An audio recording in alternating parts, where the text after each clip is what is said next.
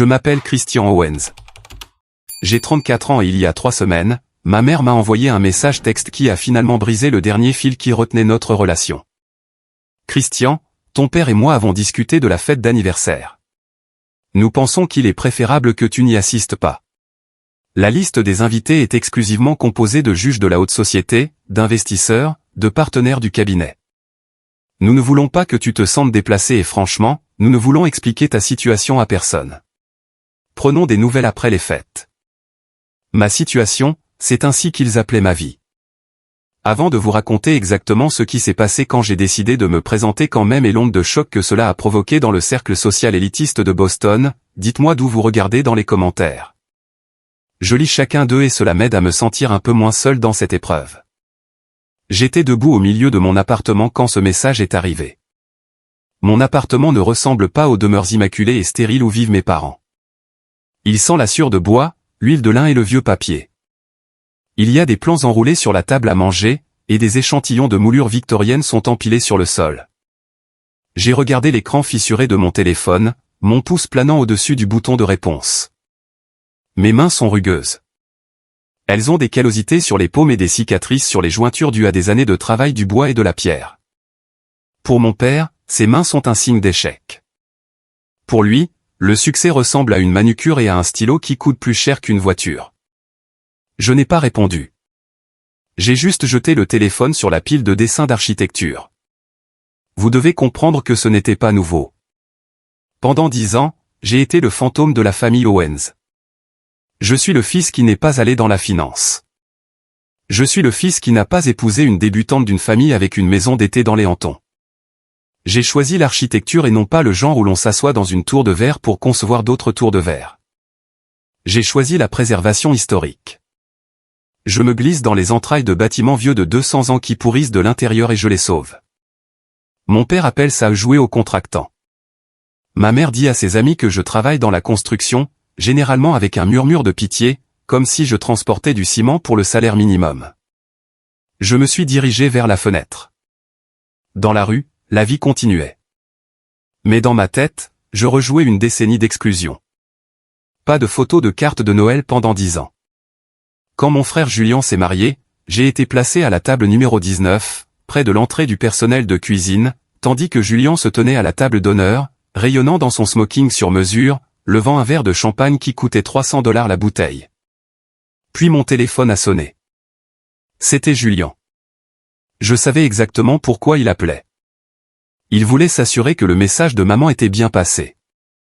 Il voulait enfoncer le couteau. « Salut Chris », a dit Julien, il n'a pas attendu de bonjour. Maman m'a dit qu'elle t'avait envoyé le message. Écoute, n'en fais pas toute une histoire, d'accord? Je n'en fais pas toute une histoire, Julien, ai-je dit, ma voix plus calme que ce que je ressentais. Bien, a-t-il dit. J'entendais le bruit d'un moteur de voiture en arrière-plan. Aigu, agressif, probablement sa Ferrari, ou plutôt la fausse Ferrari qu'il aime garer dans l'allée pour impressionner les voisins. Ça va être un rassemblement de gros bonnets. Le juge Harrison vient. Des gens du conseil d'administration de Goldman Sachs. Il faut juste que tout soit parfait. Tu sais comment tu es. Tu restes dans un coin et tu as l'air de vouloir frapper quelqu'un. Ça gâche l'ambiance. Je n'ai pas assisté à un événement familial depuis 3 ans, Julien. Comment saurais-tu quelle est mon ambiance exactement? Il a ri. Un son creux et aigu. Continuons sur cette lancée. D'ailleurs, tu ne peux probablement pas te permettre le code vestimentaire. C'est cravate noire stricte, pas cravate noire de magasin de prêt-à-porter masculin. Vraie cravate noire. J'ai regardé la porte du placard de l'autre côté de la pièce. À l'intérieur, suspendu dans une housse à vêtements, se trouvait un smoking de Savile Row à Londres. Je l'avais acheté il y a 2 ans, lorsque j'avais été invité à prendre la parole lors d'une conférence sur la préservation à Vienne. Julien ne le savait pas. Julien ne savait rien de ma vie. Profite bien de la fête, Julien, ai-je dit. J'espère que la Ferrari démarre. C'est une merveille d'ingénierie, Chris. Tu ne comprendrais pas. Reste à tes marteaux. Il a raccroché. Je suis resté là dans le silence de mon appartement. La colère était là. Un œuf froid et dur dans ma poitrine, Mais il y avait aussi de l'épuisement. J'avais 34 ans, et je les laissais encore me faire sentir comme le petit garçon qui ne savait pas faire des maths assez vite. Je suis entré dans la cuisine et j'ai ouvert une bière. C'était un mardi soir. La fête était dans 3 semaines. Je me suis dit que je m'en fichais. Je me suis dit que je travaillerais tout le week-end. J'avais une échéance à respecter de toute façon, mais mon ordinateur portable a sonné. C'était une notification par email. Je me suis dirigé vers le bureau, balayant une couche de poussière. La ligne d'objet m'a fait arrêter le cœur. Comité de sélection confidentielle de la médaille d'or de l'AIA 2024. Je me suis assis. La chaise a gémi sous mon poids. J'ai cliqué pour ouvrir l'email. Cher Monsieur Owens, c'est mon grand honneur de vous informer que l'Institut américain des architectes vous a sélectionné comme récipiendaire de la médaille d'or 2024 dans la catégorie Voies émergentes. Le comité a été unanime dans sa décision. Votre travail sur la restauration du domaine Whitmore a été cité comme un exemple déterminant de l'excellence en préservation moderne. Je l'ai lu 2 fois, puis 3 fois. La médaille d'or. C'était l'Oscar du monde de l'architecture. C'était la chose que les gens passaient des carrières entières à poursuivre sans jamais l'attraper. Et puis j'ai vu la signature en bas. Margaret Caldwell, directrice exécutive, National Trust for Historic Preservation. Je me suis penché en arrière. Un étrange rire amer s'est échappé de ma gorge. Margaret Caldwell, la femme que mes parents essayaient de rencontrer depuis 5 ans.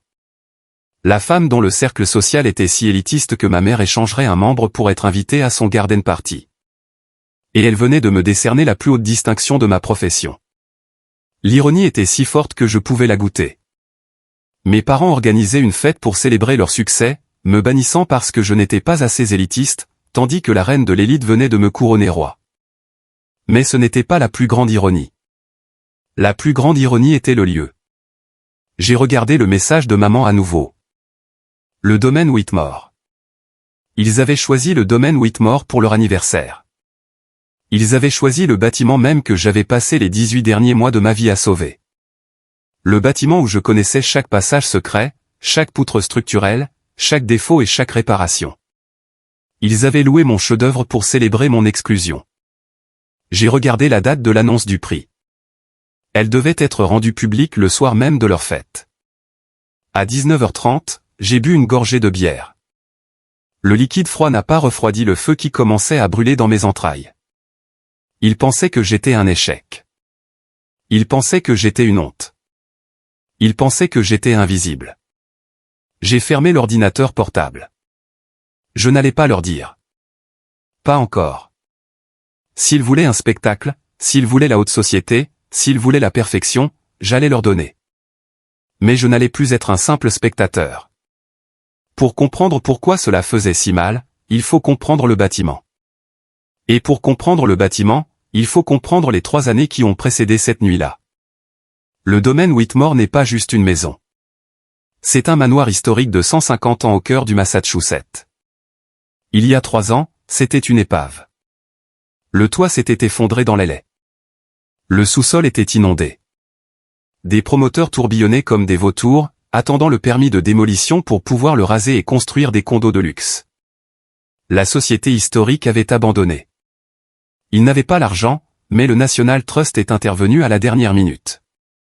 Ils avaient besoin d'un architecte assez fou pour s'en occuper et assez bon marché pour respecter le budget.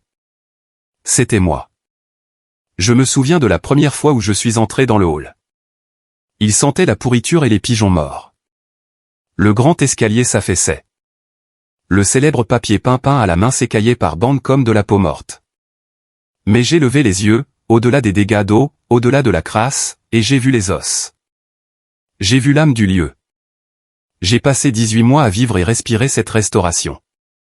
Je n'ai pas seulement dessiné des plans. J'étais là tous les jours. Il y avait une paire de portes massives en chêne à l'entrée principale. Elles mesuraient 3,6 mètres de haut, en chêne massif scié sur quartier, sculpté de feuilles et de vignes complexes. Elles étaient noires de la suie et du vernis d'un siècle. L'entrepreneur voulait les remplacer par des répliques. Ce serait moins cher, disait-il. J'ai dit, non, j'ai passé 3 semaines sur ces portes moi-même. J'ai utilisé des cure-dents pour nettoyer les sculptures. J'ai poncé à la main les panneaux plats jusqu'à ce que mes empreintes digitales soient pratiquement effacées. Je me souviens d'être rentré ces nuits-là, les mains en sang, le dos hurlant de douleur, couvert d'une poussière qui ne voulait pas partir. J'ai manqué des dîners de famille. J'ai manqué l'anniversaire de Julian. Non pas que j'étais souvent invité, mais j'ai complètement cessé d'essayer de les contacter. J'étais absorbé. Un après-midi, environ 6 mois après le début du projet, mon père a appelé. C'était rare qu'il appelle. Christian, dit-il, sans bavardage. Ta mère me dit que tu travailles sur une vieille maison au milieu de nulle part. C'est pour ça que tu as fait des études supérieures. Du travail manuel. C'est un projet de préservation, papa, dis-je, tenant le téléphone avec mon épaule pendant que j'inspectais un morceau de moulure. C'est le domaine Whitmore. C'est important. Important? Il a ricané. Tu sais ce qui est important? Un portefeuille, un salaire. Julian vient d'être nommé associé. Il a acheté une maison d'été au vignoble. Ça, c'est important. Tu as 30 ans passés et tu grattes de la peinture. C'est embarrassant. Je ne gratte pas de peinture, papa. Je restaure l'histoire. L'histoire ne paie pas le loyer. Christian grandit. Il a raccroché. Je me souviens avoir regardé le téléphone. Puis avoir regardé la plâtrerie complexe au-dessus de moi. C'était magnifique. C'était durable. C'était réel. Contrairement à l'approbation de mon père, qui était une cible mouvante que je ne pouvais jamais atteindre, j'ai terminé le projet en dessous du budget et en avance sur le calendrier. Quand nous l'avons dévoilé, les gens ont pleuré, littéralement pleuré. Margaret Caldwell était là. C'était une femme de peu de mots, connue pour être terriblement critique. Elle s'est dirigée vers les portes en chêne, mes portes. Elle a passé sa main gantée sur le bois. Elle m'a regardé, ses yeux vifs. « Vous avez fait ça ?» a-t-elle demandé. « Oui, madame, ai-je dit. »« Vous avez conservé le grain original » a-t-elle observé. La plupart des gens l'auraient peint. « Le bois avait une histoire à raconter » ai-je dit. « Je l'ai juste aidé à parler. » Elle a hoché la tête. C'était tout. Juste un hochement de tête. Mais une semaine plus tard, j'ai reçu une note manuscrite d'elle me remerciant pour mon dévouement à la vérité de la structure. Et maintenant, 3 ans plus tard, mes parents avaient loué ce chef-d'œuvre. Je savais exactement pourquoi ils l'avaient choisi. Ce n'était pas parce qu'ils appréciaient l'architecture. C'était parce qu'Architectural Digest venait d'y consacrer un article sans mentionner le nom de l'architecte. Cela était réservé à l'édition du prix. C'était l'endroit hype. Il fallait débourser $50 000 juste pour louer le hall pour la soirée. Il payait $50 000 pour célébrer dans la maison que j'avais construite tout en me disant que je n'étais pas assez bien pour y mettre les pieds. Je suis allé à mon placard et j'ai sorti le vieil album photo que je gardais caché dans une boîte à chaussures. Je l'ai ouvert à une photo d'il y a 10 ans. C'était les dernières vacances en famille que j'avais passées. Nous étions à Aspen. Julian était au premier plan, portant une veste de ski qui coûtait plus cher que ma première voiture. Son bras autour de papa. Maman rayonnait. J'étais en arrière-plan, flou, chargeant les bagages dans le coffre de la voiture de location. J'ai regardé la photo de plus près. J'avais l'air malheureux. J'avais l'air vaincu. J'avais 24 ans alors, tout juste sorti de l'école d'architecture, noyé dans les dettes étudiantes parce que mes parents refusaient de payer des études qu'ils ne respectaient pas. Le MBA de Julian, bien sûr, était entièrement financé. L'héritage est pour ceux qui protègent l'héritage familial, m'avait dit mon père quand j'avais demandé de l'aide pour les frais de scolarité. Tu as choisi un passe-temps. Paie tes propres passe-temps. J'ai fermé l'album. Le passé n'était pas seulement des souvenirs. C'était un grand livre, un bilan de petits affronts et d'insultes. Et pour la première fois de ma vie, j'ai eu l'impression que l'équilibre était sur le point de changer. J'ai regardé la date sur ma montre. La fête était ce soir. Mon téléphone a vibré à nouveau. C'était un message de tante Patricia. C'était la sœur de papa, la seule de la famille qui me traitait occasionnellement comme un être humain, bien qu'elle soit terrifiée par mon père. Christian, chéri, tu me manques. Je sais que tu ne peux pas être là ce soir à cause de ta santé, mais je prie pour toi. Rétablis-toi vite. J'ai fixé l'écran. Ma santé? De quoi parlait-elle? J'ai tapé en retour, mes doigts tremblant légèrement. Tante Pat, qu'est-ce que tu veux dire par ma santé? Sa réponse est venue 3 bulles plus tard. Ta mère nous a parlé de la cure de désintoxication. Elle a dit que tu étais dans un établissement au Vermont pour te faire aider avec ta dépendance. Elle a dit que c'était courageux de ta part d'y aller. Le téléphone est tombé de ma main sur la table à plan. Dépendance. Ils ne m'avaient pas seulement désinvité. Ils avaient assassiné mon personnage. Ils avaient dit à toute la famille élargie et probablement à tous leurs amis de la haute société que j'étais un toxicomane ou un alcoolique enfermé dans un centre de désintoxication. C'était le mensonge parfait. Cela expliquait mon absence. Cela leur valait de la sympathie. Les pauvres parents souffrants qui doivent faire face à la brebis galeuse en difficulté. Cela les faisait paraître nobles de me soutenir tout en s'assurant que personne ne demanderait pourquoi je n'étais pas là. La rage est une chose amusante. Parfois, elle brûle chaud et vite. Mais celle-ci était froide. C'était de la glace. C'était le genre de colère qui aiguise votre vision et ralentit votre rythme cardiaque. Ils voulaient une histoire. Bien. Je leur donnerai une histoire. J'ai regardé le smoking suspendu dans la housse. J'ai regardé la montre Cartier Tank à mon poignet. Un cadeau que je me suis fait après le projet Whitmore, acheté avec le chèque bonus que j'avais gagné. Je n'allais pas rester à la maison. Je n'allais pas me cacher. J'ai pris mon téléphone et j'ai composé le numéro du fleuriste. Puis j'ai appelé le barbier. Puis je suis allé au garage.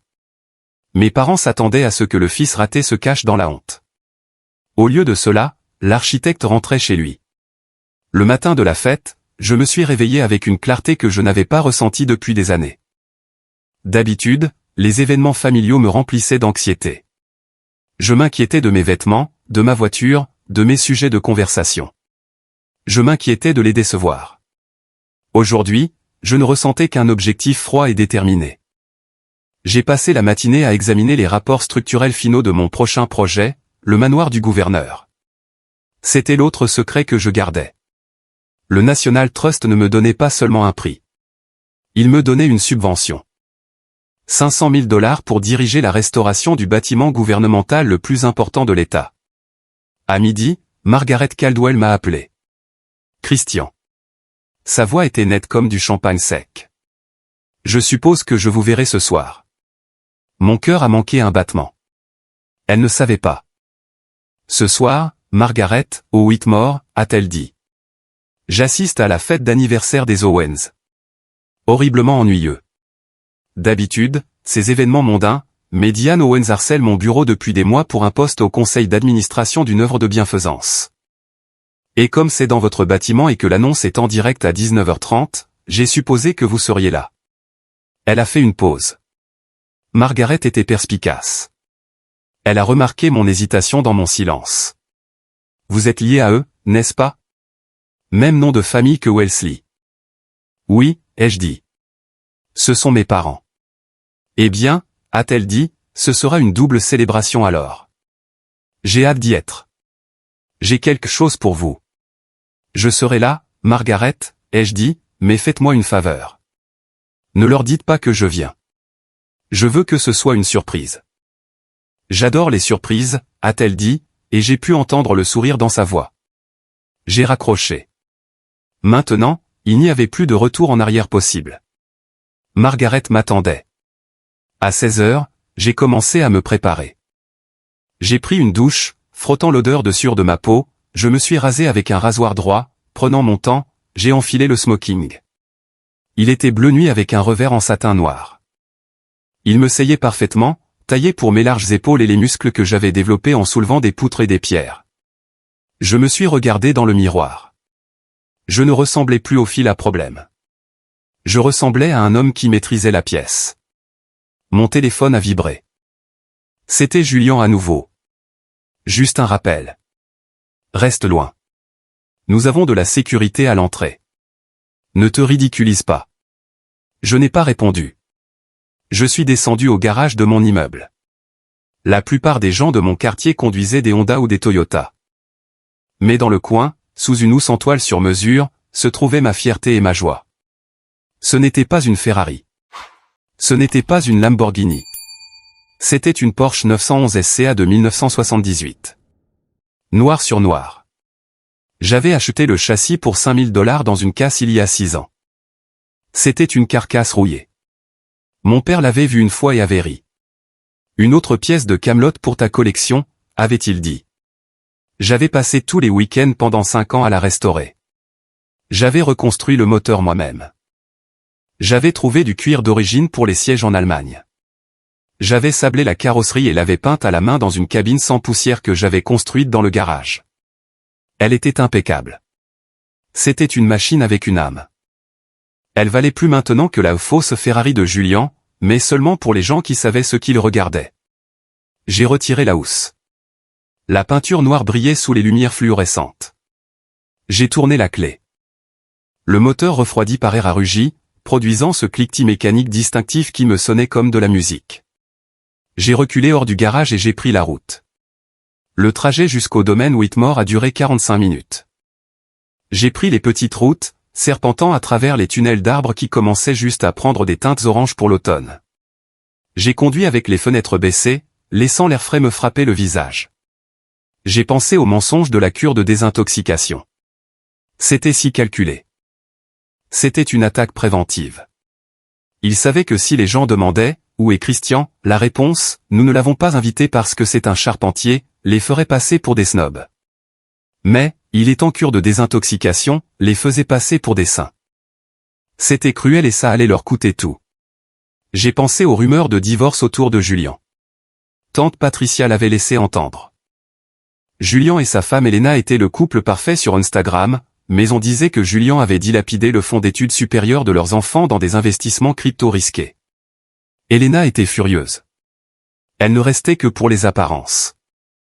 Toute la famille était un château de cartes, une belle façade avec des poutres pourries en dessous, et j'étais l'inspecteur venu condamner le bâtiment. J'ai tourné dans la longue allée de gravier du domaine Whitmore. La sécurité était effectivement à l'entrée. Un homme costaud en gilet jaune a levé la main. J'ai baissé la vitre, le moteur tournait au ralenti avec un ronronnement profond et guttural. Non, demanda le garde, regardant son presse-papier. Christian Owens, ai-je dit. Il a scanné la liste. Il a froncé les sourcils. Je ne vois pas de Christian Owens sur la liste des invités, monsieur. Vérifiez sous aux familles, ai-je dit. Ou sous architecte d'enregistrement du lieu. Il m'a regardé puis la voiture. La voiture le déconcertait. Ce n'était pas la voiture d'un intrus. C'était la voiture d'un connaisseur. Un instant, dit-il. Il a contacté la maison par radio. J'ai un Christian Owens ici. Il y a eu un grésillement statique. Puis une voix que je ne reconnaissais pas, laissez-le entrer. Madame Caldwell le demande. Le garde a eu l'air surpris. Il a reculé et m'a fait signe de passer. Margaret. Elle avait déjà commencé son travail. J'ai passé la première vitesse et j'ai remonté la longue avenue bordée d'arbres. Et puis elle était là, le domaine Whitmore. Elle était illuminée comme un écrin à bijoux. Une lumière dorée chaude débordait des fenêtres du sol au plafond. La façade en calcaire, que j'avais nettoyée avec des brosses à dents, brillait de blanc contre le ciel nocturne. C'était à couper le souffle. J'ai garé ma Porsche vintage au premier rang, coincée entre une Rolls-Royce Phantom argentée et une Ferrari rouge vif, celle de Julian. Ma voiture semblait plus petite, plus basse et infiniment plus cool. Elle ressemblait à un prédateur se reposant parmi le bétail. Je suis sorti. Le gravier a craqué sous mes chaussures de ville. J'ai boutonné ma veste. J'ai vérifié mes poignets. Je me suis dirigé vers les massives portes en chêne. Mes portes. La dernière fois que j'étais ici, je portais des bottes de travail et j'étais couvert de sueur. Ce soir, j'entrais en tant que médaillé d'or. J'ai posé ma main sur la poignée en laiton. Une poignée que j'avais polie moi-même et j'ai poussé. Les portes se sont ouvertes. Le son d'un quatuor à cordes et le murmure d'une centaine de voix riches m'ont envahi. Il était temps d'affronter la musique. Le hall du domaine Whitmore est conçu pour impressionner. Il a un plafond de 9 mètres de haut, un double escalier qui courbe comme un ruban et un lustre en cristal qui pèse autant qu'une petite voiture. Quand je suis entré, la première chose que j'ai remarquée, c'était l'odeur. Parfum cher, argent ancien, et la légère odeur sous-jacente de cire d'abeille. Mon cirage. La fête battait son plein. Il y avait environ 150 invités, des hommes en smoking, des femmes en robe qui coûtaient plus qu'une année de mes paiements hypothécaires. Des serveurs circulaient avec des plateaux de champagne et de hors-d'œuvre. Je me suis tenu en haut du petit escalier menant au hall principal. Pendant un instant, personne ne m'a remarqué. Ils étaient trop occupés à admirer l'architecture. Regardez cette moulure, j'ai entendu une femme dire à ma gauche.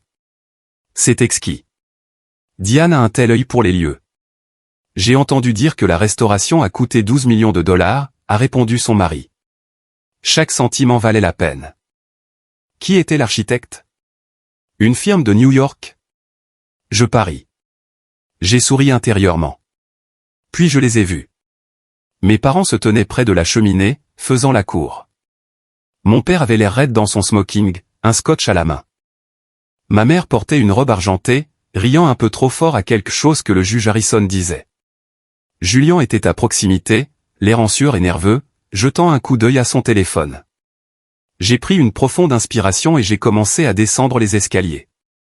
Le son de mes chaussures sur le marbre était rythmé, délibéré. La première personne à me repérer fut Elena, la femme de Julian. Elle se tenait près du bar, l'air misérable. Ses yeux s'écarquillèrent quand elle me vit. Elle a poussé Julian. Julian a levé les yeux. Sa mâchoire s'est littéralement décrochée. Il a murmuré quelque chose à ma mère. Elle s'est retournée. Le verre de champagne dans sa main a basculé. J'ai regardé presque au ralenti la flûte glisser de ses doigts. Elle a frappé le sol en marbre avec un fracas qui a coupé la conversation comme un coup de feu. La pièce est devenue silencieuse. Le quatuor à cordes s'est estompé. Tous les regards se sont tournés vers la source du bruit, puis ont suivi le regard terrifié de ma mère vers moi. Je ne me suis pas arrêté. Je me suis dirigé droit vers eux. La foule s'est écartée pour moi. J'étais plus grand que mon père, plus large que Julian. À ce moment-là, la dynamique a changé physiquement. Christian, ma mère a sifflé, le visage pâle. Qu'est-ce que tu fais ici? Elle a regardé autour d'elle frénétiquement, comme si elle s'attendait à ce que des hommes en blouse blanche viennent me chasser avec un filet. Bonjour, mère, ai-je dit, ma voix projetant clairement dans la pièce silencieuse. Bonjour, papa. Julian. Tu ne devrais pas être ici, a dit mon père, s'avançant, essayant d'utiliser sa voix d'intimidation de salle de réunion, mais elle s'est brisée. On nous a dit que tu n'étais pas disponible. En cure de désintoxication, ai-je demandé. C'est le mot que tu cherches? Un halètement a traversé les invités proches. Baisse la voix, a claqué Julian, s'interposant. Tu fais une scène. Tu es ivre, n'est-ce pas? Retourne à ta voiture avant que j'appelle la sécurité.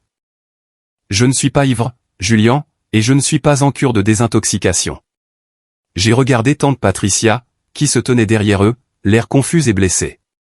Je ne l'ai jamais été. J'étais au travail. Au travail? Ma mère a ri. Un son aigu et nerveux. Oh, Christian, s'il te plaît, ne nous embarrasse pas avec tes petites histoires de construction. Pas ce soir. C'est une célébration pour des gens sérieux. Diane, le juge Harrison a interrompu. C'était un homme imposant aux cheveux argentés. C'est votre fils? Celui que vous avez dit indisposé. Il l'est, ma mère a dit rapidement. Il a une crise. Il délire. Nous devons le faire sortir. Elle a tendu la main vers mon bras pour me repousser. Je n'ai pas bougé. Je suis resté immobile comme une statue. Je ne délire pas, mère, ai-je dit. J'ai regardé autour de la pièce, établissant un contact visuel avec les invités. J'admire juste le lieu. Ça a bien marché, n'est-ce pas? C'est un bâtiment magnifique, a dit le juge Harrison, me regardant curieusement. Mais qu'est-ce que cela a à voir avec vous? Tout, ai-je dit. Mon père s'est avancé pour me bloquer. Ça suffit. Sors maintenant. Pourquoi, papa, ai-je demandé. As-tu peur que je salisse les meubles? Ou as-tu peur que je leur dise la vérité? Il n'y a pas de vérité, ma mère a crié, perdant complètement son sang-froid. Tu es un échec, Christian. Tu es un ouvrier manuel qui joue avec des marteaux pendant que ton frère dirige une entreprise.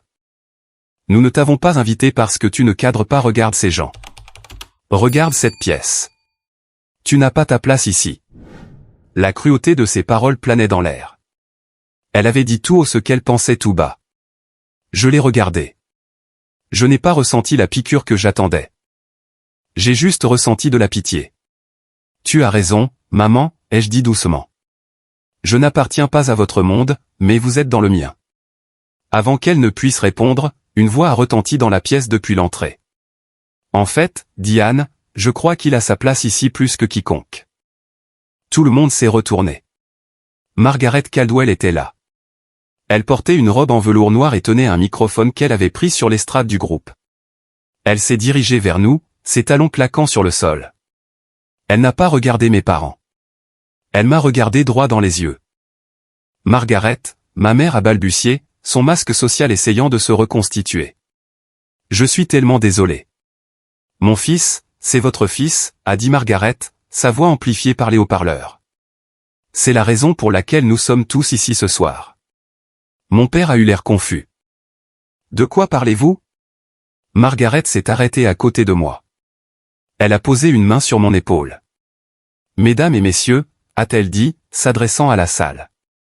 Veuillez excuser l'interruption, mais le moment est parfait. Il est 19h30. Elle a sorti une enveloppe de sa pochette. Beaucoup d'entre vous ont admiré la restauration du domaine Whitmore ce soir. Vous avez demandé qui était responsable d'avoir sauvé ce monument historique de la démolition. L'architecte officiel a gardé son identité secrète, préférant que le travail parle de lui-même.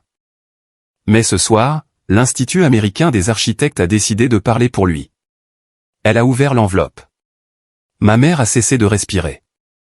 Julian avait l'air de vouloir vomir. Je suis fier d'annoncer, a dit Margaret, que le lauréat de la médaille d'or de l'AIA 2024 pour l'excellence en préservation historique est Monsieur Christian Owens. Elle m'a tendu la lettre et elle a ajouté en regardant directement mon père. C'est l'architecte principal qui a restauré ce bâtiment. Chaque poutre, chaque porte, chaque fenêtre, c'est sa maison. Le silence qui a suivi était absolu. Ce n'était pas seulement silencieux. C'était un vide. L'air avait été aspiré de la pièce. Puis les téléphones ont commencé à s'allumer. Ding, buzz, chirp. Les alertes de notification ont traversé la foule comme une vague. Les gens vérifiaient les nouvelles. L'article d'Architectural Digest venait d'être publié. Je pouvais voir les écrans briller dans la pénombre.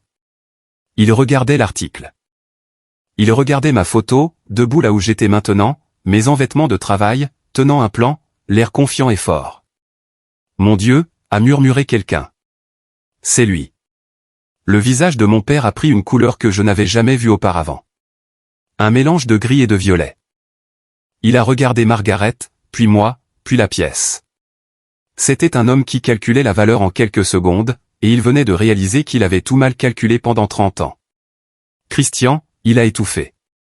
Toi tu as fait ça. J'ai essayé de te le dire, papa, ai-je dit, il y a 3 ans, tu m'as dit que je jouais à l'entrepreneur. Tu m'as dit de trouver un vrai travail. Je ne savais pas, a-t-il balbutié.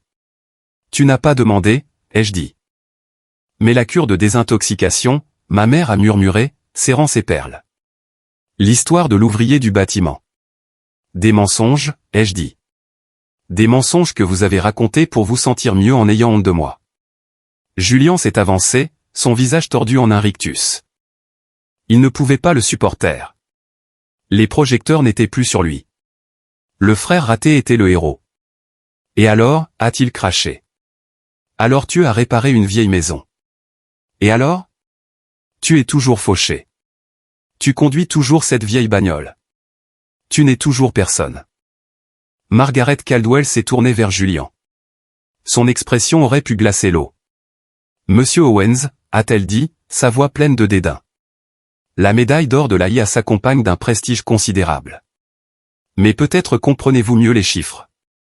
Le National Trust vient d'accorder à Christian une subvention de 500 000 $ pour diriger la restauration du manoir du gouverneur. Ses honoraires pour le projet sont à eux seuls le double de votre salaire annuel. Elle a fait une pause pour l'effet. Et concernant sa voiture, j'ai vu la Porsche 911 SC Vintage garée à l'extérieur. Si c'est de la camelote, alors je suppose que ma collection ne vaut rien non plus. C'est un chef-d'œuvre. Julien avait l'air d'avoir été giflé. Tante Patricia s'est avancée de la foule. Elle pleurait. Christian, tu n'es pas malade. Non, tante Pat, ai-je dit doucement. Je vais bien. J'ai toujours été bien. Elle s'est tournée vers ma mère. Diane, comment as-tu pu? Tu m'as dit qu'il était drogué. J'ai allumé des bougies pour lui à l'église. Tu nous as fait le pleurer pendant qu'il était ici à gagner des médailles. C'était un malentendu. Ma mère a essayé de faire marche arrière, mais les murs se refermaient. Le juge Harrison s'est raclé la gorge. Il s'est approché de mon père. Richard, dit-il, vous m'avez invité ici ce soir pour discuter de la fusion. Vous m'avez dit que vos valeurs familiales étaient le fondement de votre succès. Vous m'avez dit que vous étiez fier de vos enfants. Je le suis, mon père a dit rapidement. Écoutez, Christian, vous avez menti. Le juge l'a coupé. Vous avez menti sur la santé de votre fils. Vous avez menti sur sa carrière.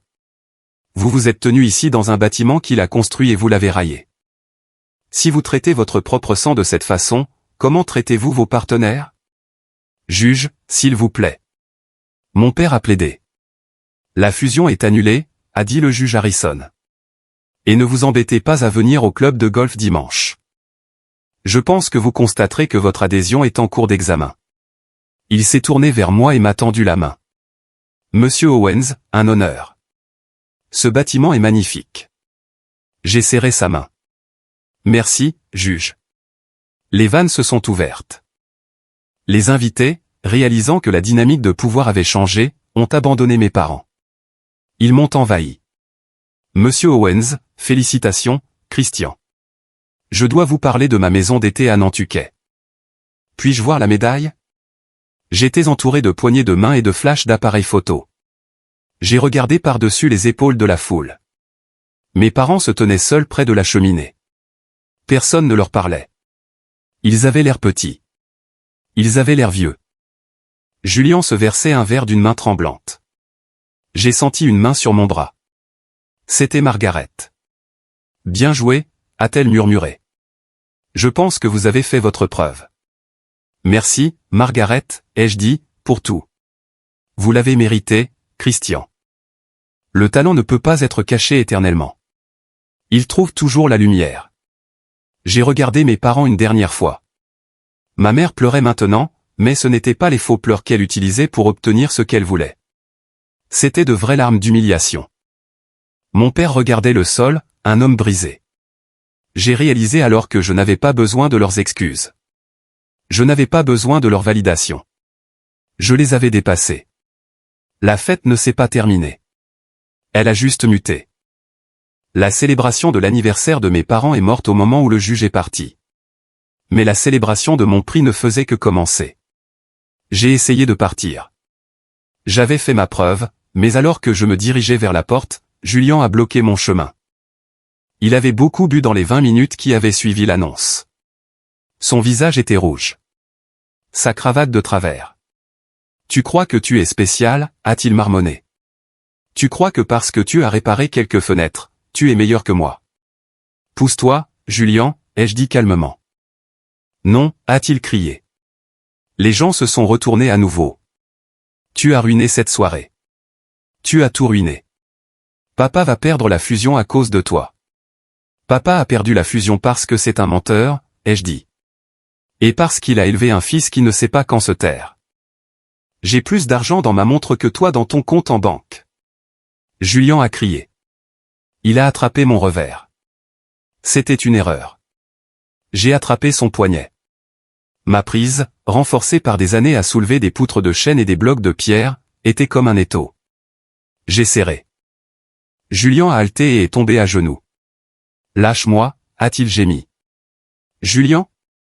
C'était Helena, sa femme. Elle s'est avancée, mais elle ne venait pas le sauver. Elle avait l'air furieuse. Arrête, Julien, a-t-elle crié. Arrête de nous humilier. Il m'a agressé. Julien a pleuré, regardant ses parents à l'aide, mais ils étaient trop sous le choc pour bouger. Il ne t'a pas touché, a dit Helena. Tu es un ivrogne et un fraudeur. Elle s'est tournée vers la foule, les yeux écarquillés. La façade de l'enfant prodige parfait était sur le point de se fissurer grandement.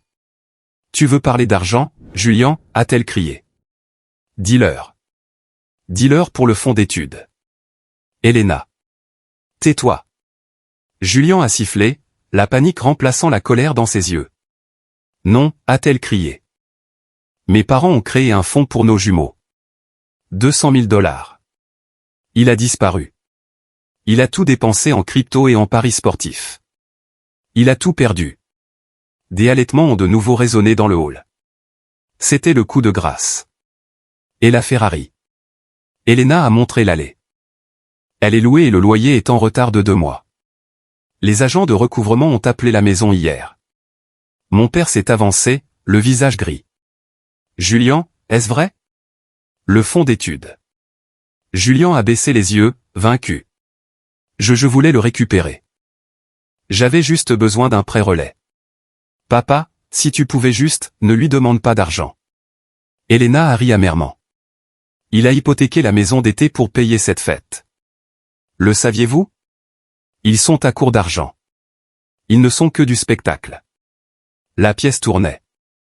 Les secrets se déversaient comme du sang d'une artère coupée. Mes parents n'étaient pas seulement méchants. Ils étaient fauchés. Ils se noyaient dans les dettes pour maintenir une image de richesse. Alors que moi, l'échec, j'étais le seul à construire une vraie équité. J'ai regardé ma famille. Le père qui a hypothéqué une maison pour une fête. La mère qui a menti sur la dépendance de son fils pour sauver les apparences. Le frère qui a volé ses propres enfants. J'ai ressenti un profond sentiment de dégoût. Je m'en vais, a dit Elena. Elle a retiré son alliance et l'a jetée sur Julian.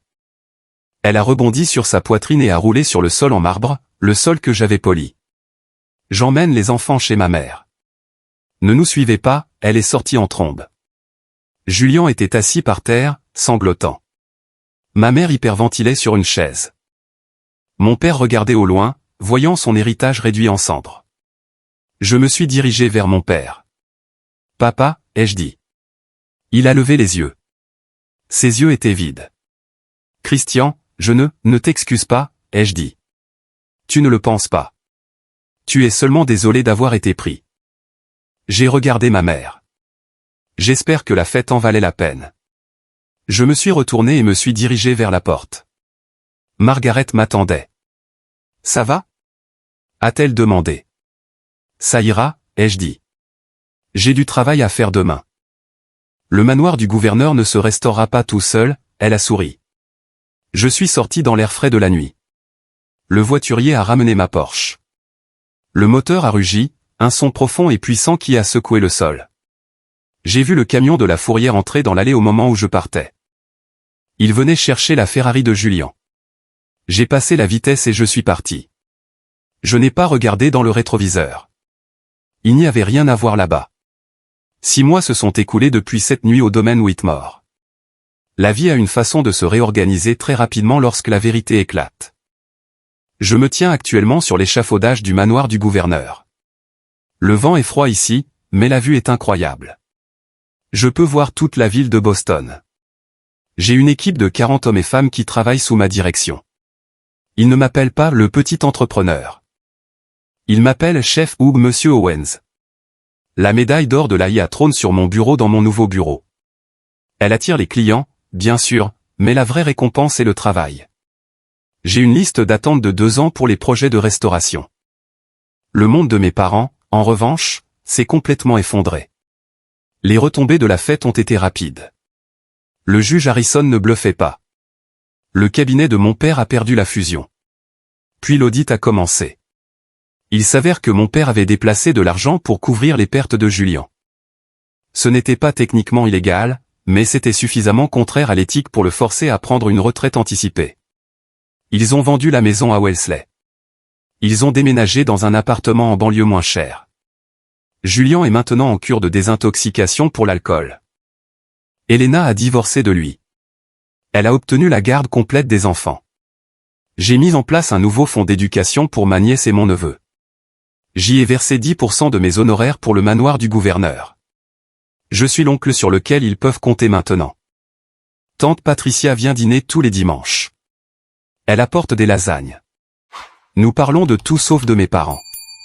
Mais la partie la plus surprenante, le message texte que j'ai reçu la semaine dernière. C'était de mon père, Christian. J'ai vu l'article dans le Globe sur le projet du manoir du gouverneur. Ça a l'air impressionnant. Ta mère et moi nous installons dans le nouveau logement. C'est petit. Nous nous demandions si tu aurais le temps de passer. Il y a quelques fissures au plafond que nous aimerions que tu regardes. Peut-être nous donner un devis. J'ai fixé le téléphone. Même maintenant, après tout, il ne pouvait pas simplement dire « tu me manques » ou « je suis désolé ». Il devait le formuler comme une transaction. Il voulait un devis. Il voulait que le fils de son entrepreneur vienne réparer sa maison. Il n'avait toujours pas compris. Il ne comprendrait jamais. J'ai tapé une réponse. Salut, Richard. Je suis content que vous soyez installé. Mon cabinet est entièrement réservé jusqu'en 2026. Je peux vous recommander un bon bricoleur pour le plafond. Son tarif est de $50 de l'heure. Cordialement, Christian. Je ne l'ai pas envoyé immédiatement. J'ai hésité. Étais-je trop dur?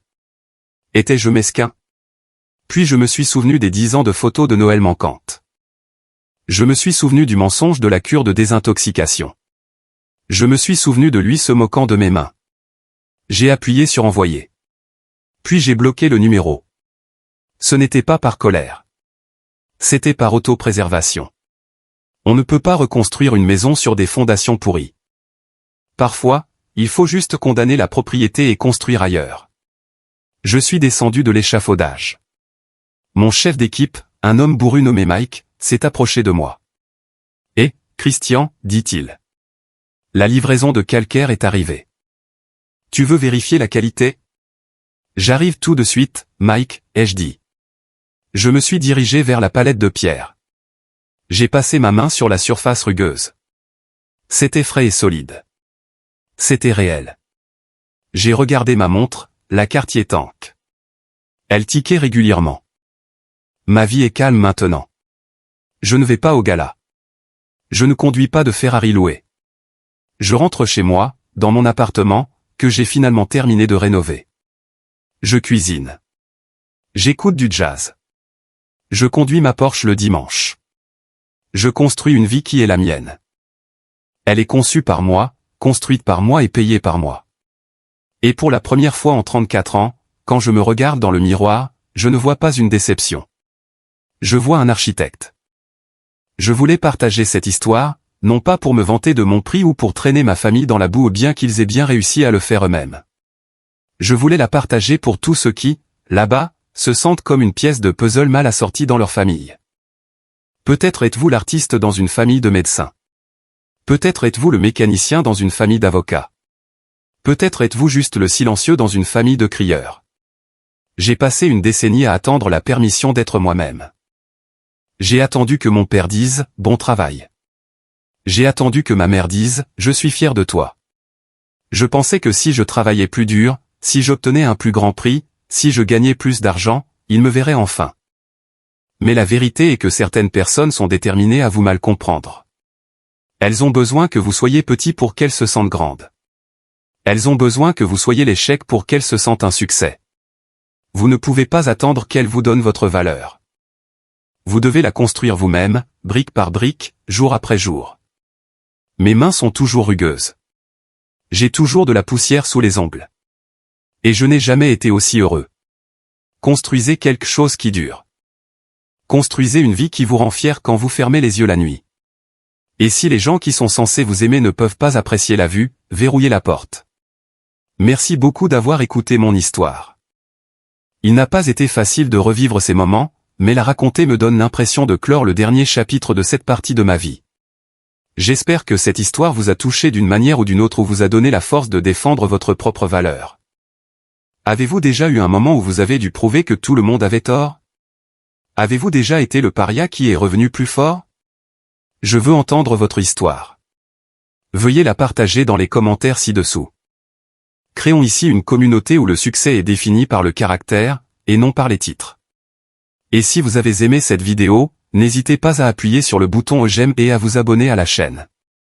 Cela aide plus que vous ne le savez. N'oubliez pas d'activer la cloche de notification pour ne pas manquer la prochaine histoire. Jusqu'à la prochaine fois, continuez à construire.